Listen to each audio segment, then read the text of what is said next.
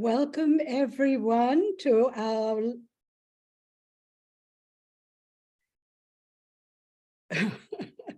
welcome everyone. This is Karen Smith. I'm talking with you all from Poland, far away.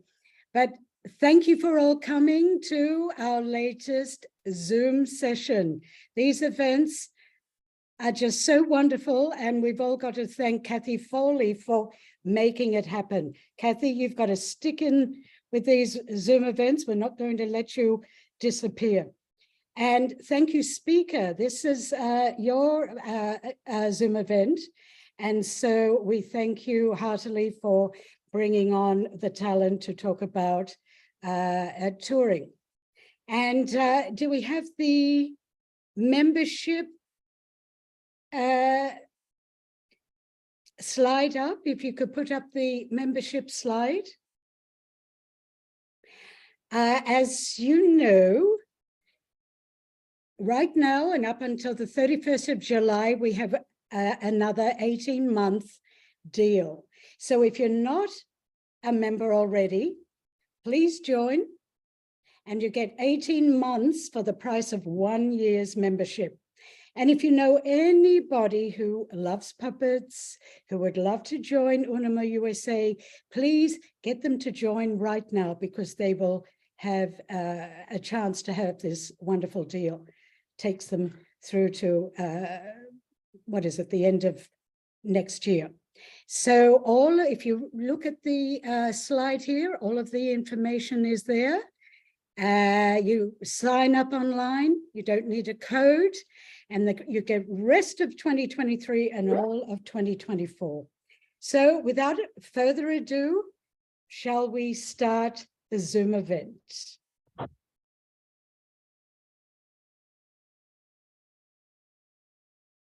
Hello, I'm Kathy Foley. Hopefully I'm replacing Karen Smith, our wonderful president. For these Zoom events, I'm just giving the rules. Basically, what will happen is I will introduce the presenters, and then we will go through each of the short presentations. I may break in to remind them that time is running down, but otherwise we'll just move from one to the other in the order that I do the introductions. If you have questions, which we hope you do either now or perhaps later when you're actually getting ready to tour, these are people who have a lot of experience and know answers. And one of the functions of UNIMA is to not reinvent the wheel.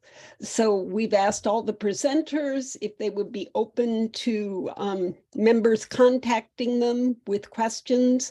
If you have a question now, put it in the Q&A, and we'll try and answer some of them in the time that we have. But because we only do an hour for these, or a few minutes over, sometimes we can't answer all your questions, and sometimes they're more complicated and specific. But use our organization, use the expertise of these brilliant people. So the questions, we'll look at them and pull some out at the very end. Now I'm going to introduce our wonderful presenters. Thank you so much all for doing this. The first one is Tommy Lee, who will be talking about Walking the Road Together, Puppetry and Collaboration in Japan. Tom is not actually here. He had a rehearsal called on him, but last night he made us a videotape that we'll be able to watch, which is the presentation that he hoped to give today, and he welcomes any email inquiries. Tom Lee is a puppet artist, designer, and a director from Hawaii. His work explores Asian puppetry forms, miniatures, performing objects in dialogue with the language of film and animation. His collaboration with the Japanese master puppeteer Koryu Nishikawa V, Shanksmayer, has toured the US, Japan, and France. He's currently the co-director of the Chicago Puppet Lab and the Chicago Puppet Studio. Next, we'll have Denise Gerber, the managing director with Loco 7 Dance Puppet Theater Company since 2001. As a writer, director, costume designer, and performer. She does it all. She's also the director of artistic operations at La Mama Experimental Theater Club. In this role, she oversees programming, scheduling, touring, La Mama's international collaborations, the theater's marketing initiatives, and various projects, including programming the La Mama Puppet Series, Flash Festival, along with other projects such as La Mama Kids, Jumpstart, and coordinating La Mama's repertory company, the Great Chinese Repertory. Presenting with her will be Rodrigo Restrepo, who was born in Bogota, Colombia, and founded his company, Loco 7, at La Mama in 1986 to expand the use of puppetry and dance theater. With Loco 7, he's created over 20 original productions, acting as creator, director, and designer. He's appeared at La Mama as a member of the Great Jones Repertory Company in many of Ellen Stewart's productions. He's a resident puppet designer, choreographer, performer, and director at La Mama. In addition, he has designed lighting for 50 professional productions in New York as well as abroad. Rodrigo is a teaching artist, teaching puppetry, mass design, construction for adults, children, and seniors. In addition, Loco 7 has performed and facilitated workshops internationally, such as in countries such as Colombia, Guatemala, Italy, Poland, Croatia, to name just a few. He's a producing director of La Mama Puppet Series Festival. The final presenter will be Spica Loeb, who has actually put this wonderful program together. She's going to present on curiosity, adventure, and sharing. Spica is a puppet artist originally from Taiwan. Her work has been seen in Taiwan, Hong Kong, Korea, Japan, Holland, Germany, Israel, Austria, and the US. She established Double Image Theater in 2011 to create cross-cultural productions that explore the world of the past and the present. She co-created the Memory Project, storytelling through visual arts, theater, and puppetry for culturally diverse older groups. She's also a member of the current UNIMA board, and as part of that, she has been asking people how our committee, Hands Across the Sea, can be useful in helping people who are planning on doing things abroad with puppetry. And she'll do a short presentation at the very end that will tell us some of the stuff that she's heard. So thank you so much to all these wonderful presenters. We'll start with Tommy Lee, then we'll move to our La Mama duo, talking about going abroad and bringing people here, and then Speak Up will be our final presenter. At the very end, we'll have the question and answer. Do put your questions in the Q&A function of Zoom. Thank you so much. I'm Kathy Foley. I'm in charge of the Zoom. Thanks. Bye-bye.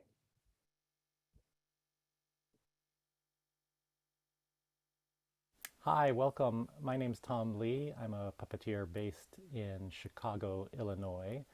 It's my pleasure to be speaking today to everybody out there on behalf of UNIMA, and also want to say a big thank you to Spica for inviting me to join this discussion about international touring and collaboration. My brief presentation today is called Walking the Road Together, Puppetry and Collaboration in Japan.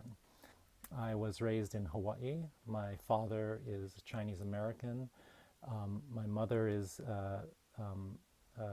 from an Eastern European immigrant family. That perspective of growing up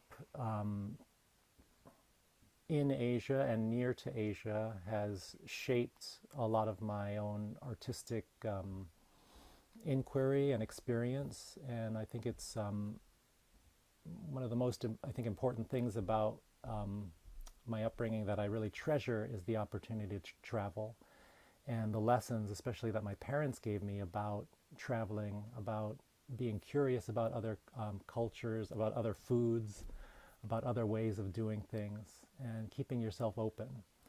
So I think one of the most important things that we can do as puppet artists is to remember that we are ambassadors of our art form, of our own country, of our own culture, of our own identity in other places, and approach every opportunity with as much grace and openness as we can. As my interest in puppetry developed, I realized that I had to get more knowledge. And so I devoted myself to both studying puppetry, but I also worked to get a grant with the National Endowment for the Arts to go to Japan to study. And this is, Japan is a center for artists interested in puppetry because it is such a, it has such a sophisticated and diverse puppetry tradition. And my journey to Japan really started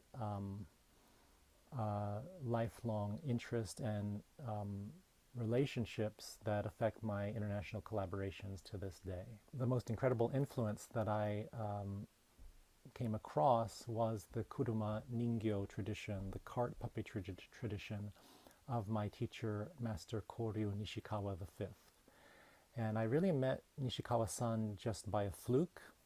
I met his brother at the Bunraku National Theater, and his brother said, "Hey, you should come to Hachioji, my brother's a master." I was like, okay. And I went and I met Sensei there. He was teaching a children's class with all sorts of kids rolling around on the ground on little carts, puppeteering puppets. I totally fit in. But this first meeting with him just established now almost 18-year relationship of both teacher, student, and also artist collaborators that's continued to this day. Kuruma Ningyo is related to the Bunraku style. It is a solo puppetry tradition. And instead of the three-person manipulation technique that is most well known in Bunraku style, Kuruma Ningyo is a solo puppetry tradition in which a single puppeteer sits on a small wheeled cart. They operate the feet, head, and hands of the puppet just all by themselves as a solo performer. And it's one of the most interesting, unique, and expressive solo performance puppetry techniques in the world. And after many, many years of collaborating across the distance, we finally I finally got up the courage to ask him if he would make a new show with me, an original show called Shank's Mare, and he did so. And that was our first collaboration in 2013, which premiered at La Mama and then toured to Hawaii, Japan, and the US and France. Shank's Mare, my first collaboration with Koryu Nishikawa V, was developed actually quite remotely, just by first sharing ideas via email and video for a period of almost 1 year before Sensei and I actually worked together directly in a theater together at Sarah Lawrence College. So one of the, I think, most important things about developing that piece that I took away is being able to discuss with your collaborator ideas based on visual concepts, not just on written texts.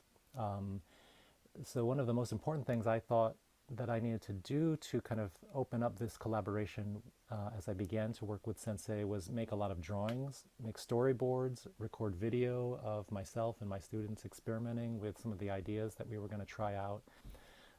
I think another really important aspect of this first collaboration was creating a nonverbal ways of telling the story, so that the eventual end product could be something that wasn't completely dependent on language. And as a result, Shank's Mare is it's actually really great for touring because it uses very minimal language, but the language it does use hopefully sets up each scene as it appears, both the scenes that were generated in Japan and the scenes generated in New York, and allows them to play off each other in ways that are accessible to lots of different audiences. I think I've always felt Nishikawa-san as my teacher, but I believe that working in this process, we were able to kind of enter a relationship as collaborators, which is really, really exciting. I'm even saying that very nervously because I still think of him as a major influence and teacher. But the success of Shanks Mare and the fact that we were able to tour it a lot did give rise to our second major collaboration, which was completed at the beginning of this year, and that is called Akutagawa. For our second collaboration, I really reached out to Sensei and asked him what he wanted to make, where he wanted to focus the efforts of our next piece together. Since I felt I had proposed the material for Shanks Mare much from my end of the spectrum. And the first subject that he mentioned was the writer Ryunosuke Akutagawa. He's an extremely famous Japanese short story writer, most well known in the West for writing the stories that inspired the classic movie Rashomon by Akira Kurosawa. And Akutagawa has been a big influence for Sensei for many, many years. And Sensei was a child. And we basically devised Akutagawa as a retelling of 5 of his short stories, but also trying to get at the larger question of the creative and generative part of being an artist that often collides with this destructive force that accompanies creativity. In Akutagawa, we identified specific texts that we were interested in working with, and for the first time in a long time, I also committed to using spoken text for the exposition of this story, which is something that I haven't done very much. And in this production relied a lot on my own actor training. And basically I became the actor, puppeteer, the narrator of the piece, performing the Akutagawa, the writer puppet, and narrating all of the voices and scenes and descriptions for the stories that Sensei would perform as a puppeteer in addition to our other performers. And I feel that Shanks Mare and Akutagawa both built on each other and have created a really interesting kind of dynamic between the two of us as artists, as we're both getting older, as we both have more experience, and as we both understand each other's artistic perspective more and more. And I think that's one of the big lessons about being able to have this extended collaboration over a long period of time. It's really valuable, and I think also very exceptional to maintain that relationship, that trust, and that acceptance of each other.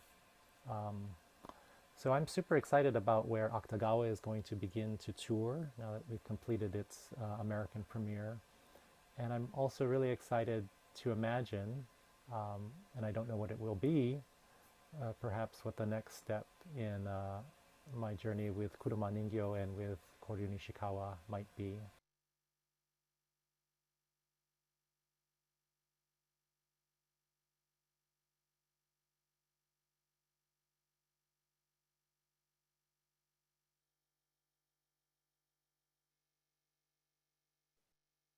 Denise and Federico.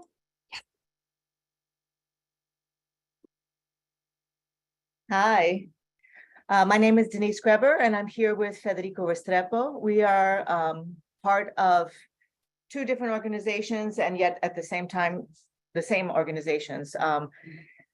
He is the artistic director of Loco 7 Dance Puppet Theater Company, and I am the managing director of Loco 7 Dance Puppet Theater Company.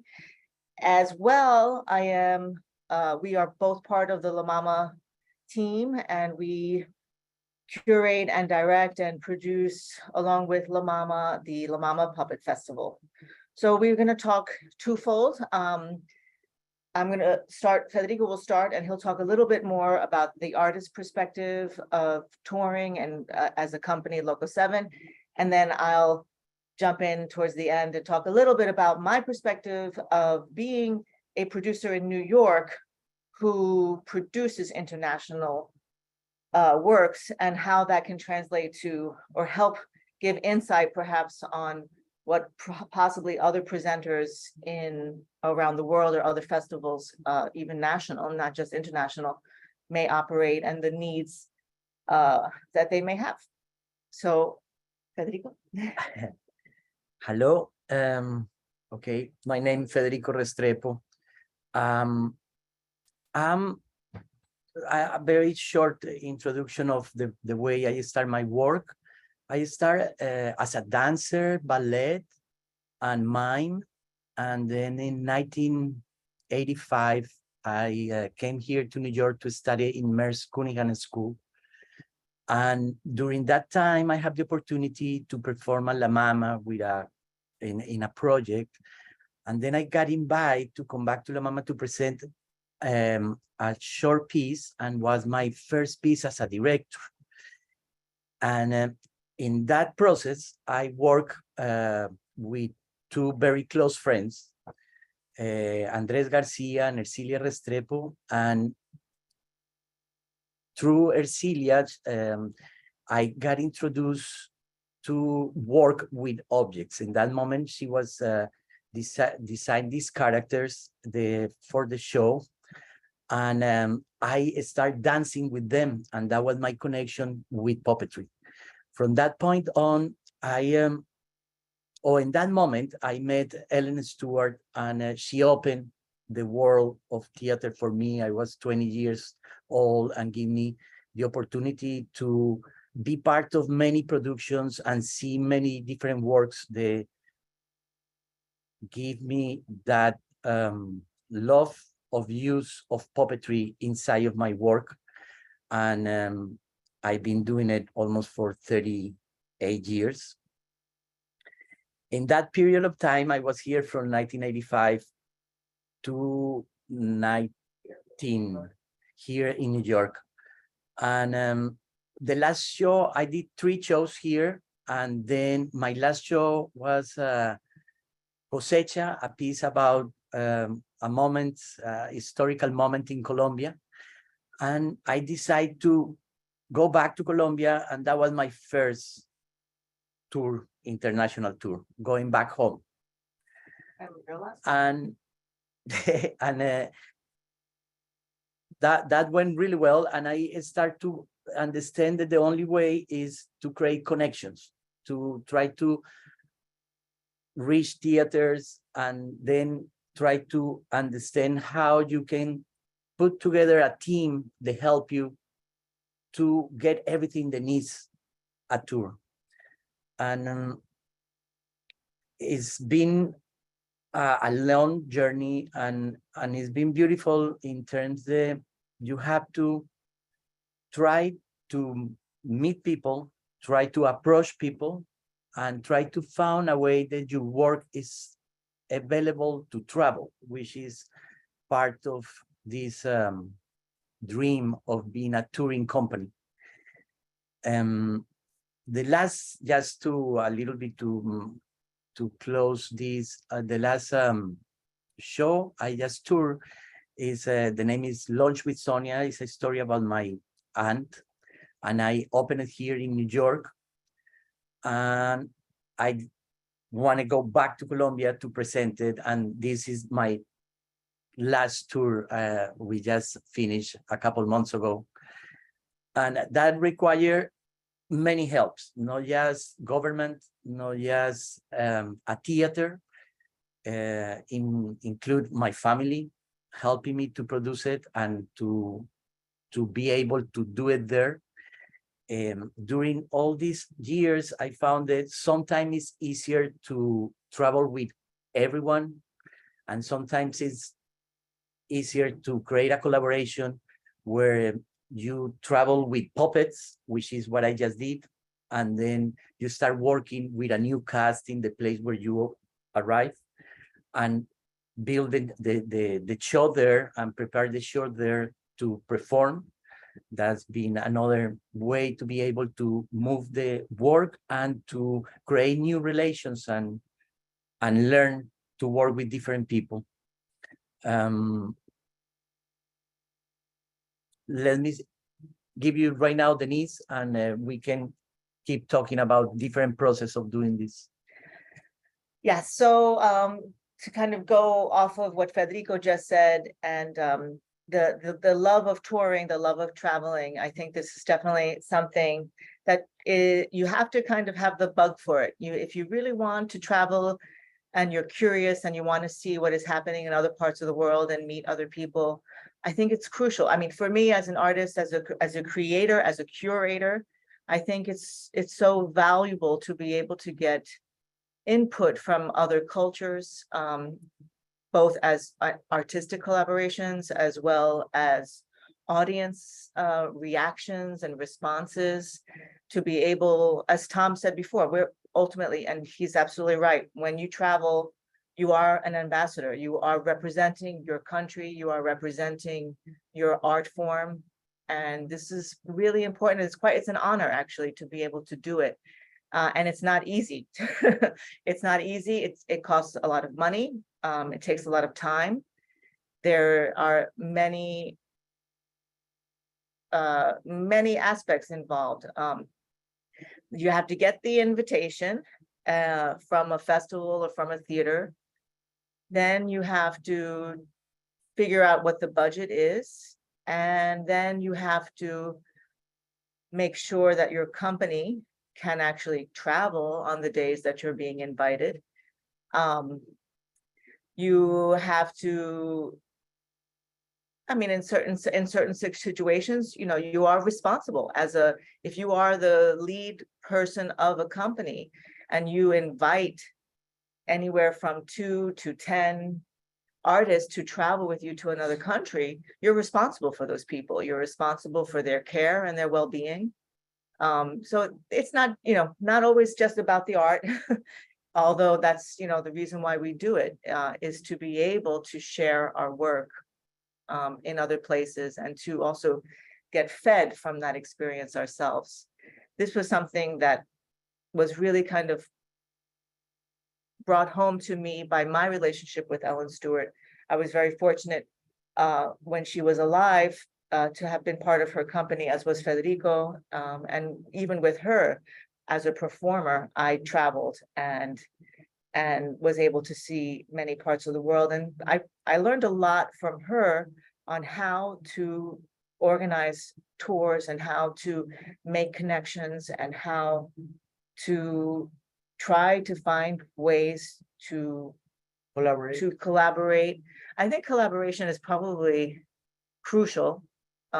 If you find a group or a person that is in another country and you build relationships with them, and then you talk about how there can even be cultural exchange involved, like you come to New York, we'll go to wherever, you know, pretty much any country you can name it, and how that also can be part of the touring experience. And I think that's really a beautiful way, because it really is an exchange of thoughts, and an exchange of culture, an exchange of ideas.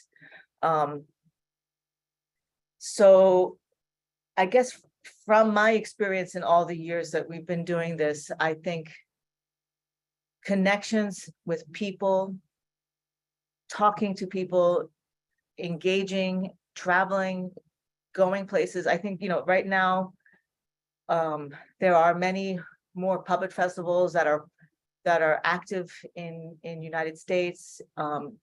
If one can get to them, New York, we have La Mama Puppet Festival. There's the New York Fringe Puppet Festival. In Vermont, you have the Sandglass Festival.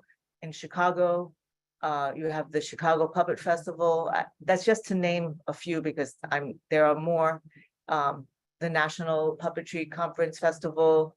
So if one can go, I mean, these are great places to meet people and to find connections and to possibly get interest going for work that you may have that you want to take to other places.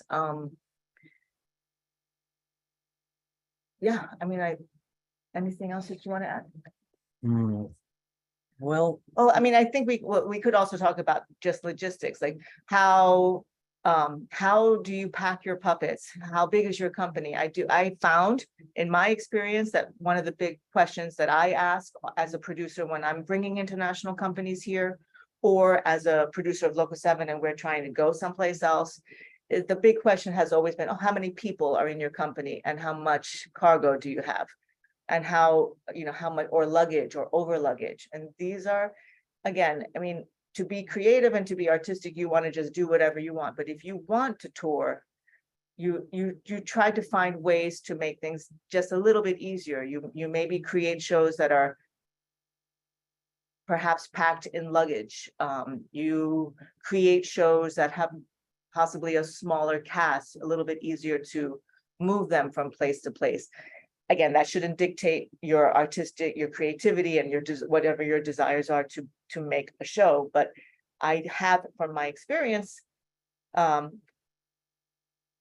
it seems that it's a little bit easier if your show fits in suitcases and there's fewer people traveling. It makes things more possible. People can say, oh, well, I can fly 3 people, 4 people to Asia or to Europe or to South America. I can put them in a hotel for 5 days. The luggage is easy. They put it on the plane with them. They pick it up at the baggage claim and we get in a car and go where we need to go. I mean, all of these things make decisions for producers possibly a little bit easier, but not impossible, because that's what festivals do. If you have to fly with cargo, you fly with cargo. If you fly with 15 people, you fly with 15 people. But I'm pretty sure that if you are thinking in that regard, these bigger casts, these bigger shows, you definitely will need support outside of festival support, which means you apply for travel grants. If you have connections with embassies or cultural attachés, exactly. that is the time to ask them for money It's very for important. your project. Yes. I think, yeah, Federico. It's very important to realize that no one pay everything. Yeah. It's no one entity that is going to take the show and is going to say, here it is, come here and you get everything. So always you have to try to find out what is the net of different institutions from the place where you are. They could help you to travel. And that's a very important process of understanding how to produce yourself, is to really understand the net created by the government of the place where you are and the place where you're going to arrive. And because it's very hard for the festivals to really Assume all of the the financial obligations obligations of any given tour. But I think that's it for now. We don't want to monopolize all the time, and Spica is up next. And thank you for inviting us to be part of this panel. And I believe that we'll be back at the end to answer any questions that may come up. So thank you again, and here's Spica. Hi everyone, my name is Spica, and I want to thank Kathy for letting me organize this event, and thanks Denise and Federico and Tom to join us. So today I'm going to show you a PowerPoint presentation. So bear with me. I'm going to start.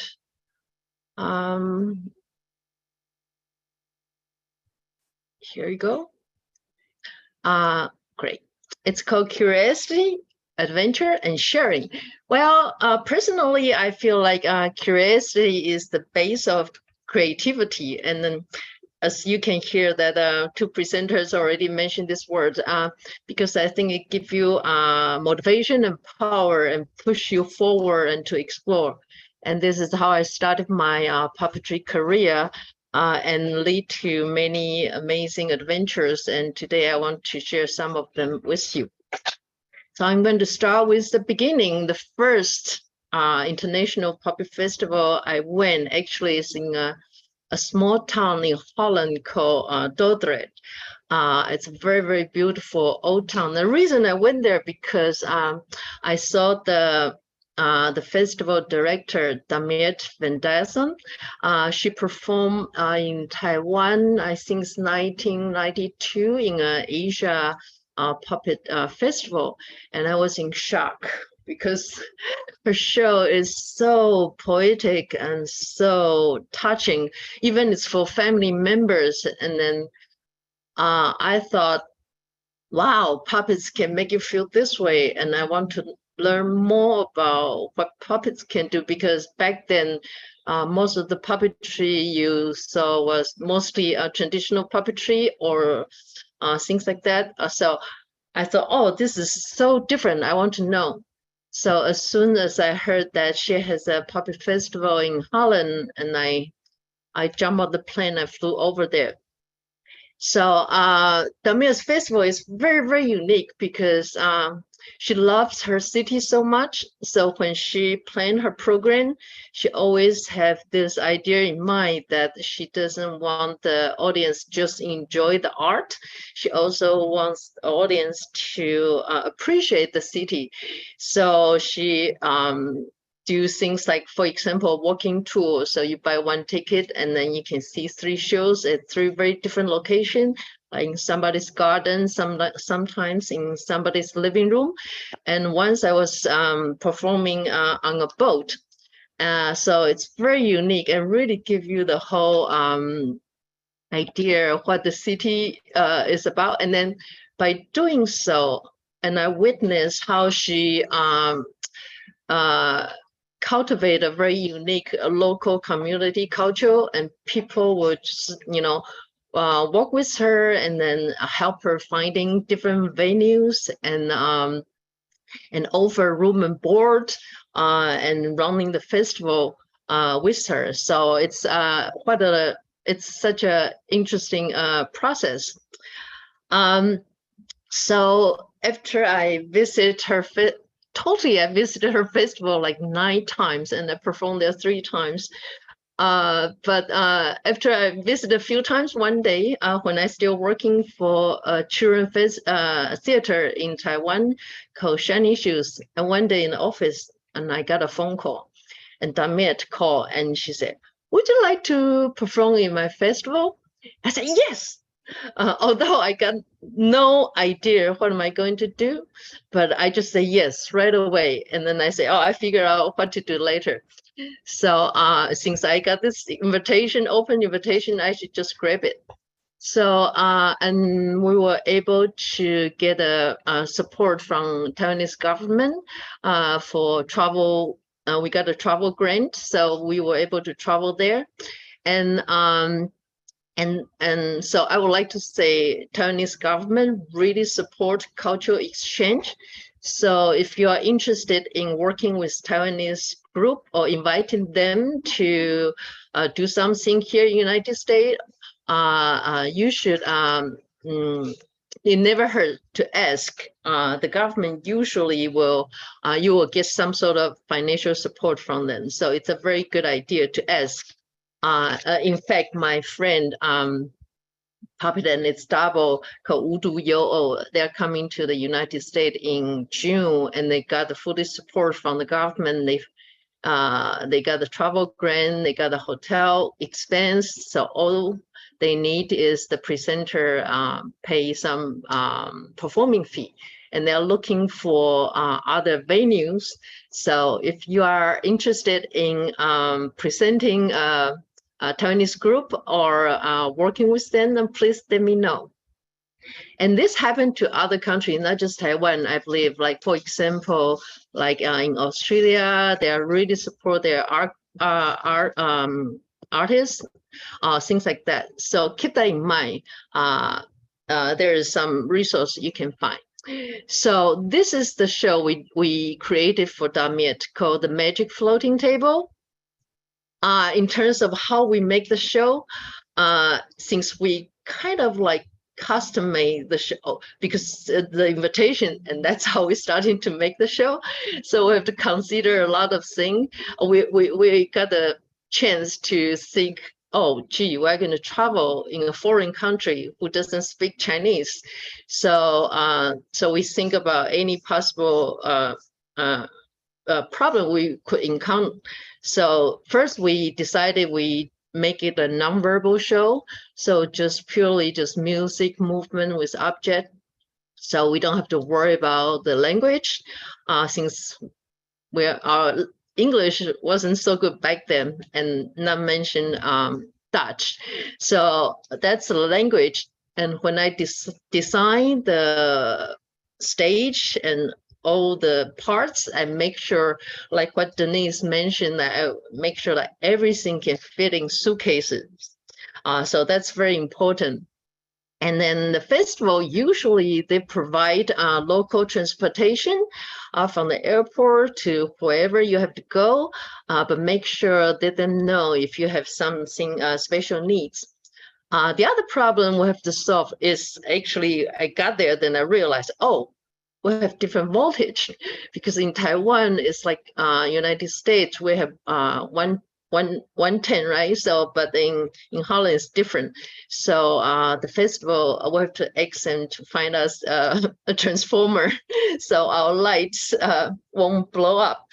But then you also have to find the right adapter. So details, things like that, you have to consider to make sure your show went well.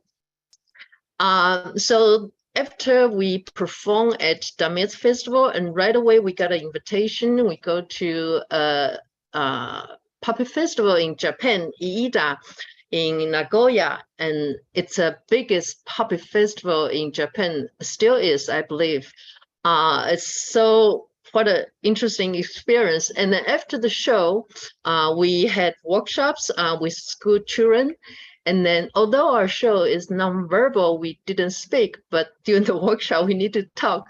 So we had a translator.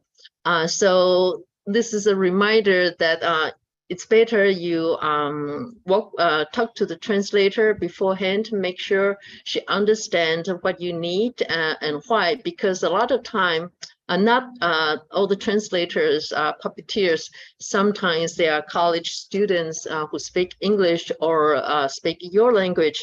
So you just have to have fully communicate with them to make sure your event go well.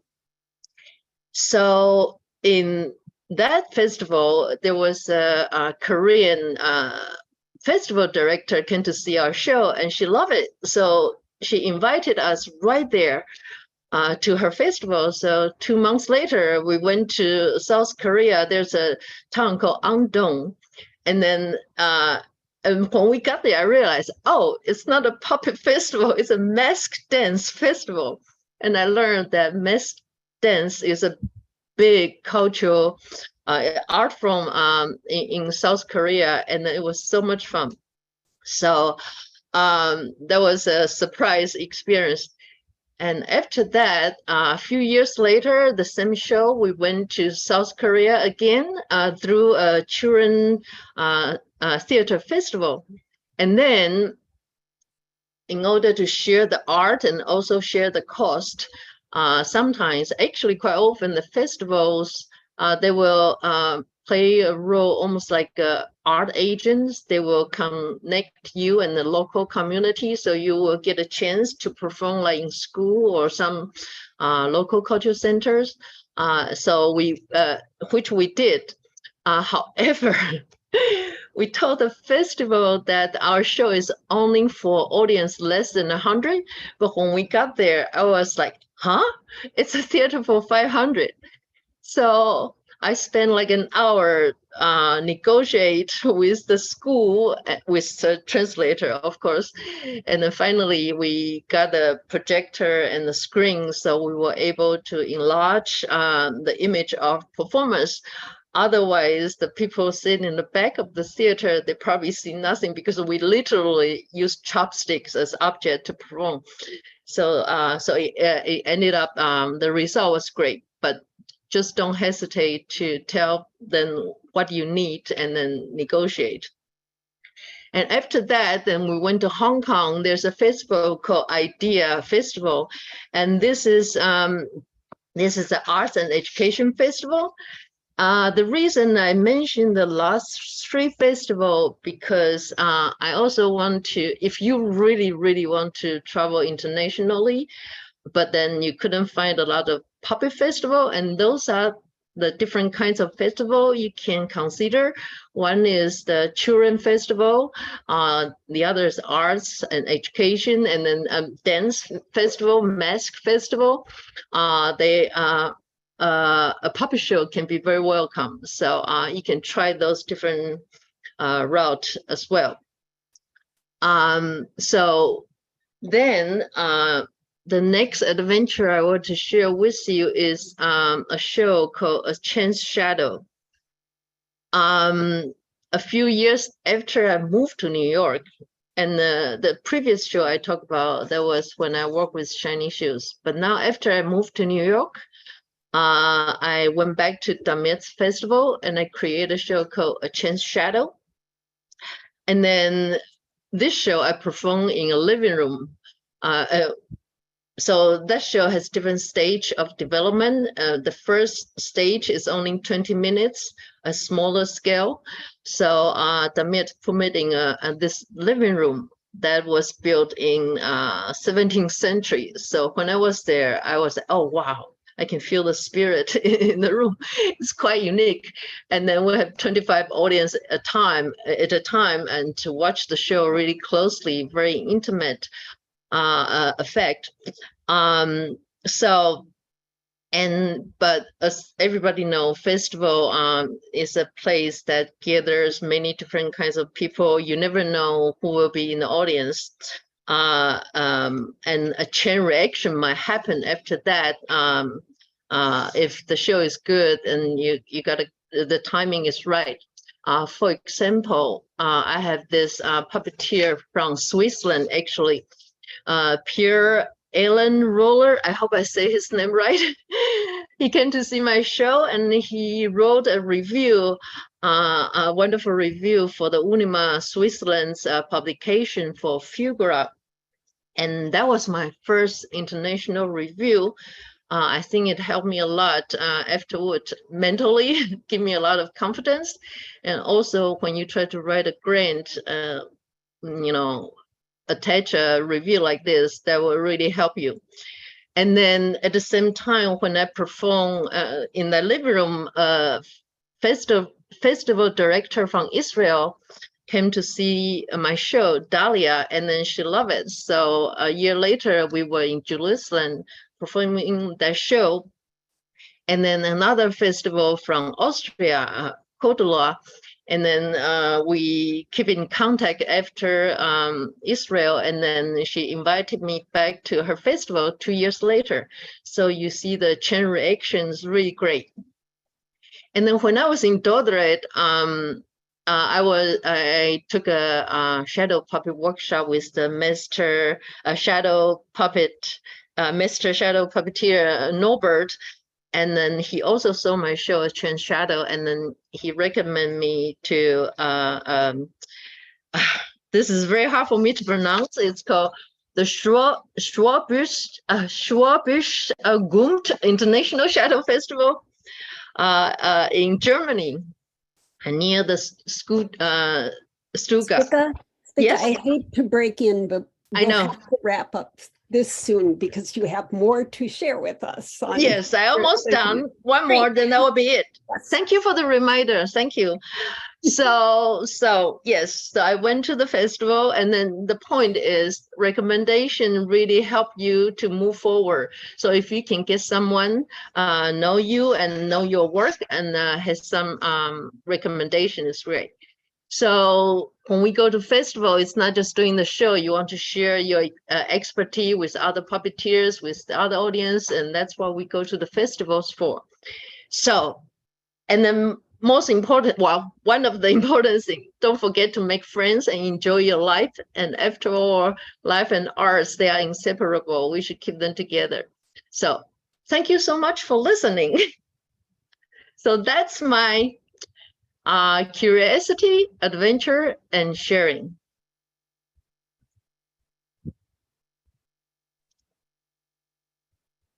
So And are you sharing any of your survey information? yes, okay, here's another one. Sorry, you have listened to me a little bit more.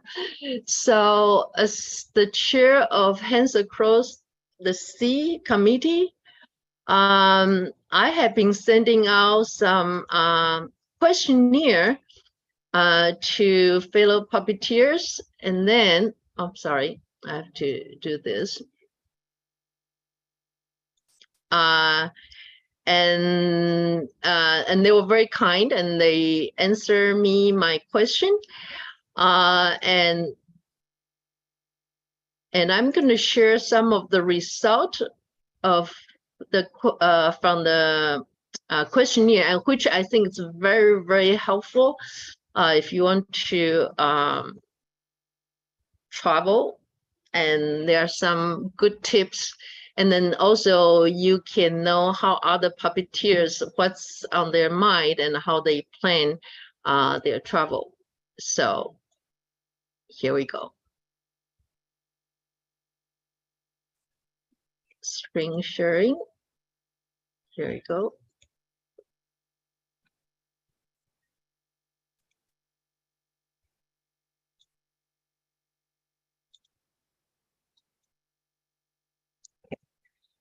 So this is the questionnaire I sent to them. So the first question I asked, what international touring you have done? Surprisingly, well, I shouldn't surprise, but our American puppeteers has been all over the place to 5 different continents, even to some countries I never heard of it. So that was very impressive.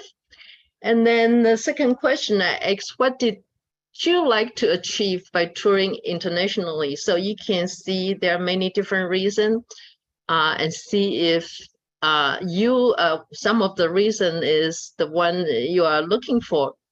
So you can see some people just love travel. Why not? I travel with my art. What can be better, right? And then how did they get information about the festival or touring opportunity? As you can see, personal connection and the recommendation from other puppeteers is a big one. And then, of course, you need an invitation from the Puppet Festival.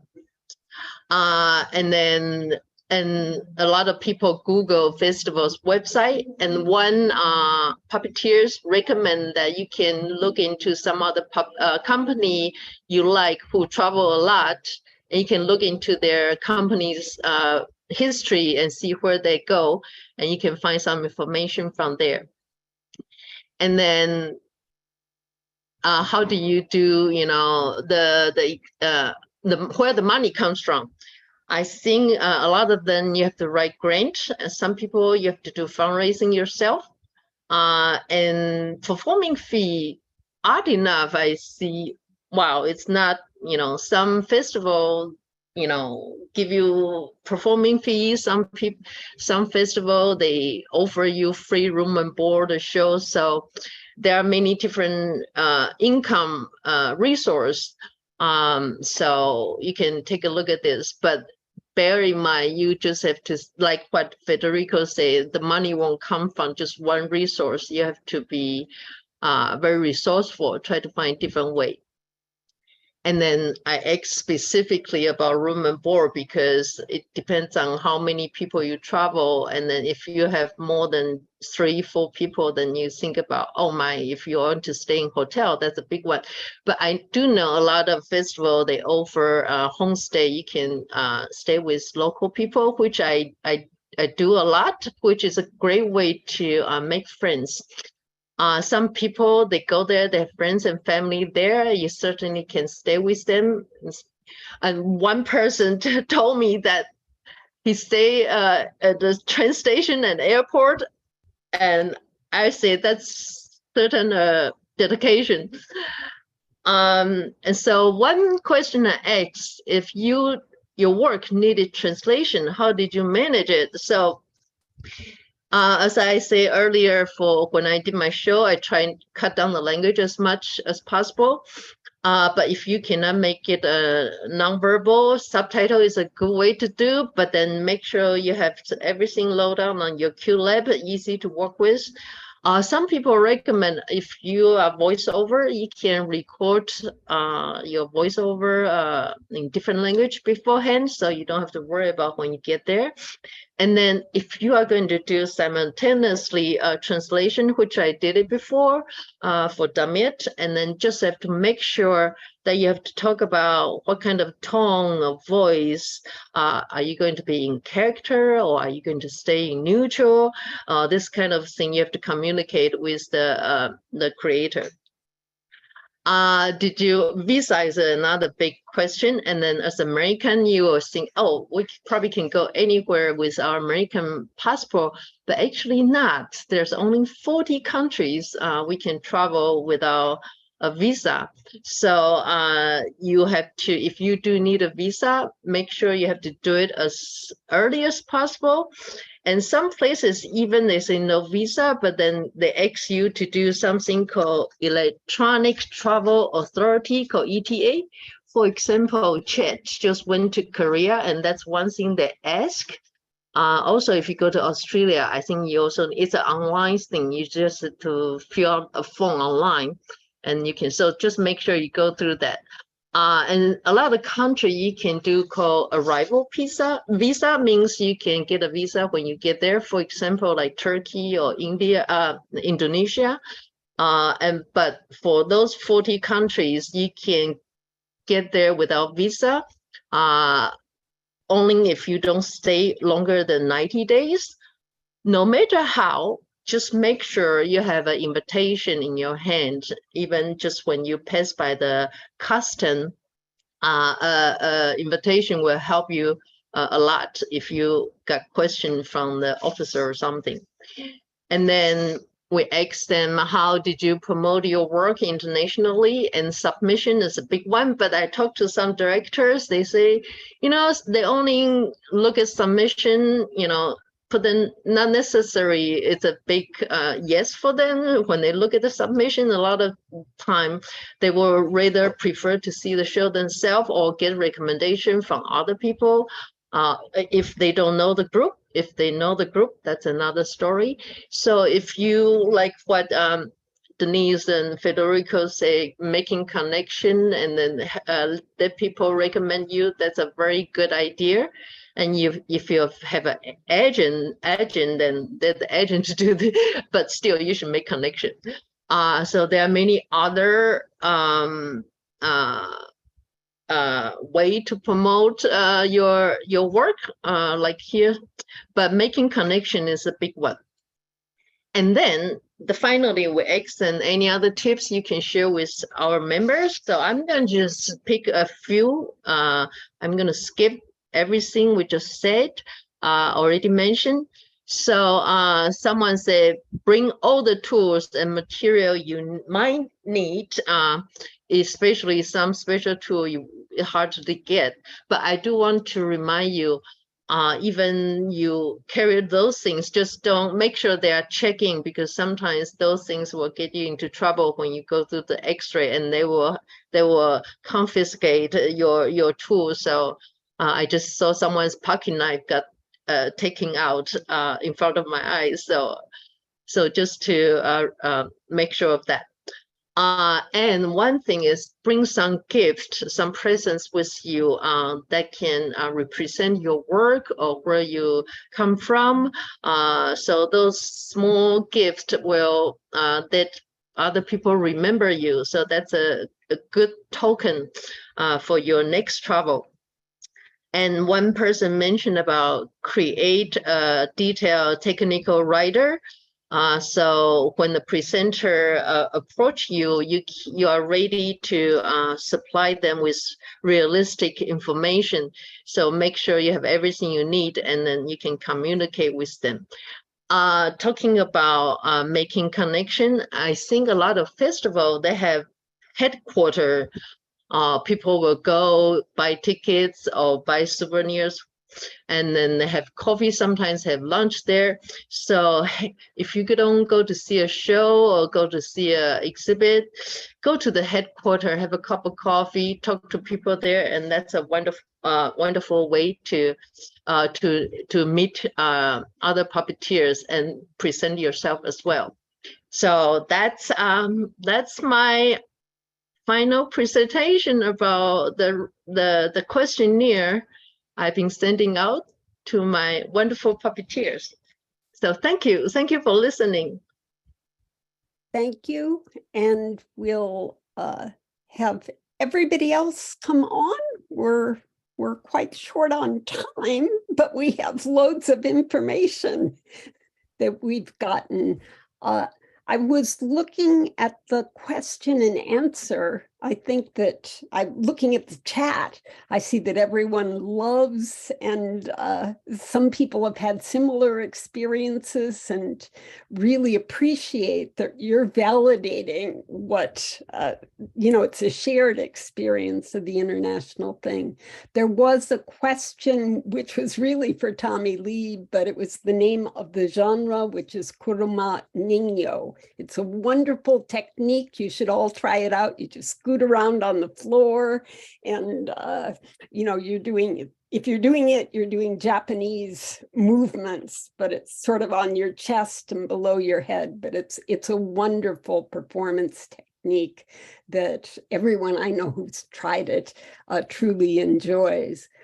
I haven't seen other questions yet. There may be some. If anyone has them, please put them in the Q&A.